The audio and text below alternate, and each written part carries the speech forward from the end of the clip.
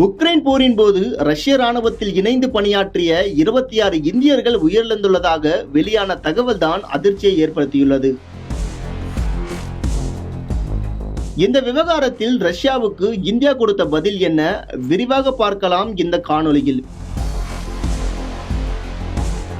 நேட்டோவில் Ukraine இணைவதற்கு எதிர்ப்பு தெரிவித்த ரஷ்யா உக்ரைன் மீது போர் தொடுத்தது. போர் தொடங்கி 4 ஆண்டுகளை கடந்தும் தற்போது வரை நீடித்து வருகிறது.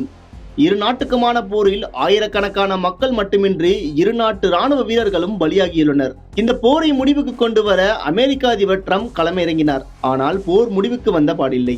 இந்த நிலையில்தான் உக்ரைன் போரின் போது ரஷ்ய ராணுவத்தில் பணியாற்றிய 26 இந்தியர்கள் உயிரிழந்துள்ளனர் என்றும் 7 பேர் காணாமல் போயுள்ளனர் என மத்திய வெளியுறவுத்துறை இணை அமைச்சர் கீர்த்தி வர்தன் சிங் தெரிவித்துள்ளார். இது குறித்து பேசிய அவர், இதுவரை 202 இந்தியர்கள் ரஷ்ய ராணுவத்தில் சேர்க்கப்பட்டுள்ளதாக கணக்கிடப்பட்டுள்ளது. இதில் இந்திய அரசின் தீவிர முயற்சியால் 119 பேர் ஏற்கனவே விடுவிக்கப்பட்டு தாயகம் திரும்பியுள்ளனர். இன்னும் 50 இந்தியர்கள் ரஷ்ய ராணுவத்தில் இருந்து விடுவிக்கப்பட வேண்டிய நிலையில் உள்ளனர் என அதிர்ச்சி தகவலை பகிர்ந்துள்ளார்.